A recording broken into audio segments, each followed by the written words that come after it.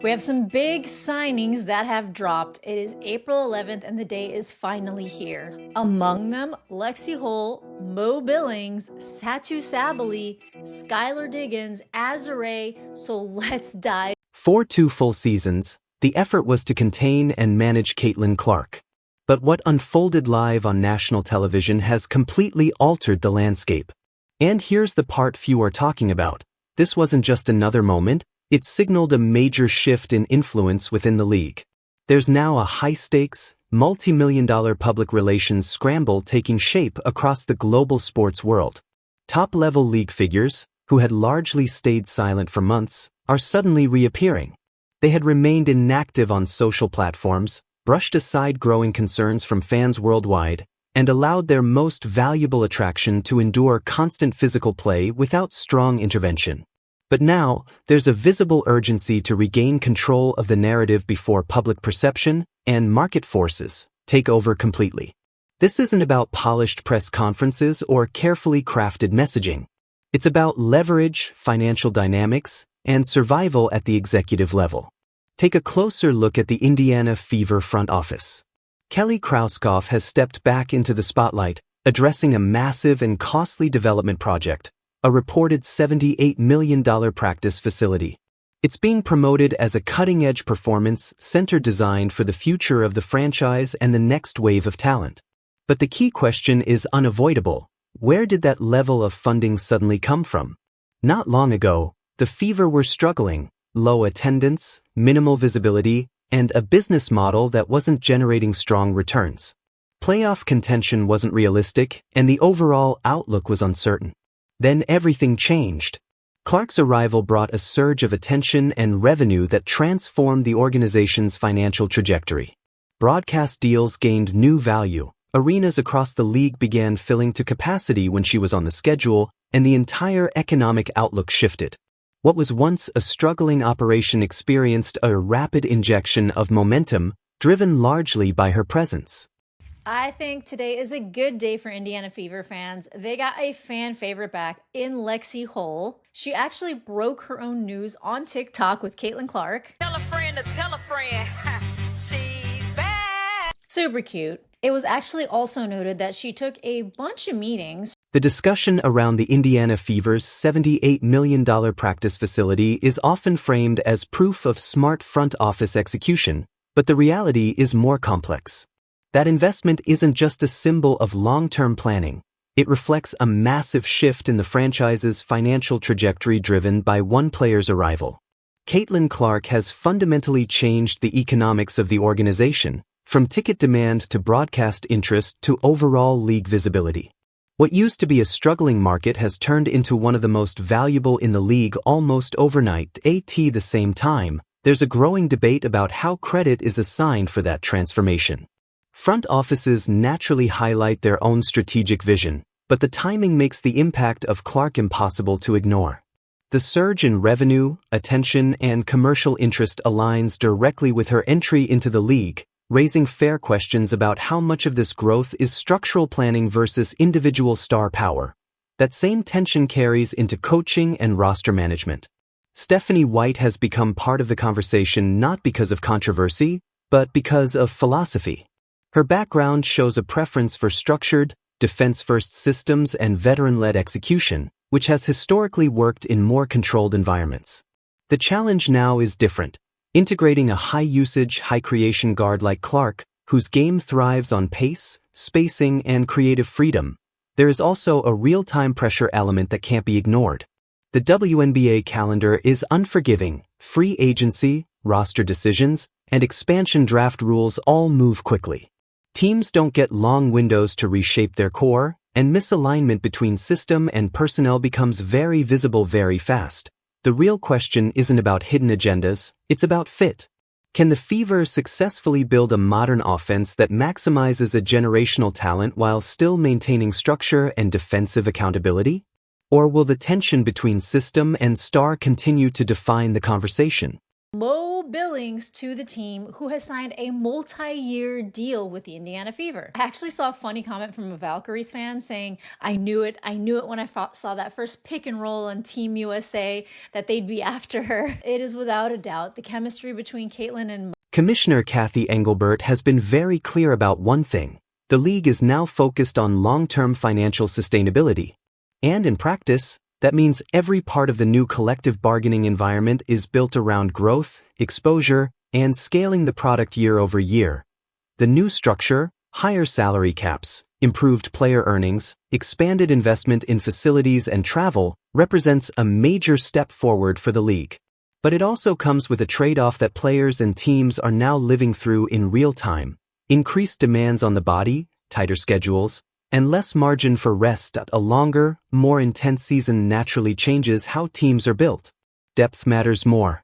Durability matters more. Two-way versatility matters more than ever.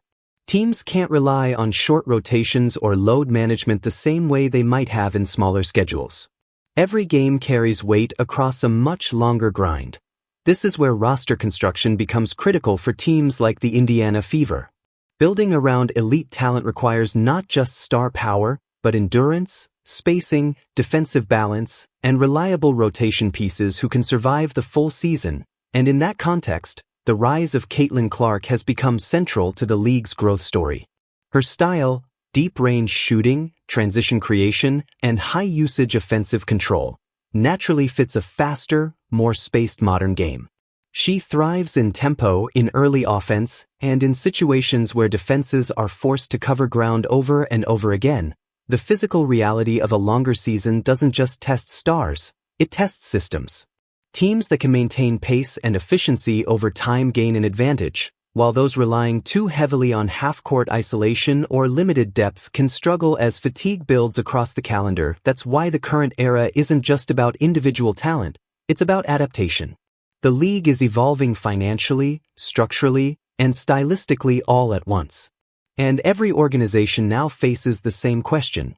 Can your system survive the length and intensity of what the modern WNBA is becoming? The modern WNBA media landscape is increasingly shaped by one central reality: attention drives value. Commissioner Kathy Engelbert has repeatedly emphasized that the league's growth depends on expanding broadcast reach, strengthening partnerships, and building a product that can scale across national and international platforms. That includes larger media deals, improved facilities, and more exposure through mainstream sports networks. Within that environment, Caitlin Clark has become a major catalyst for viewership and commercial interest. Her presence has coincided with increased attendance, higher television ratings, and more national coverage across both WNBA and NBA-adjacent programming. This is not about one player bypassing a system, but rather about how modern sports branding works. Top athletes today often operate across multiple media platforms, games, interviews, national broadcasts, and digital content, creating direct visibility that extends beyond their own league's traditional marketing channels. It's also important to separate perception from structure. While star players can significantly influence popularity and revenue, league operations, such as scheduling, salary caps, facility investments, and broadcast contracts, are still governed collectively through the league office and the players' union. That the growing interest from networks and sponsors is tied to a simple business equation: more demand leads to more inventory value. That's why increased investment in arenas, training facilities, and broadcast partnerships is happening alongside the league's expansion phase. Rather than a breakdown of control, what's really happening is a rapid scaling cycle. More attention, higher valuations, bigger media deals, more investment, higher expectations.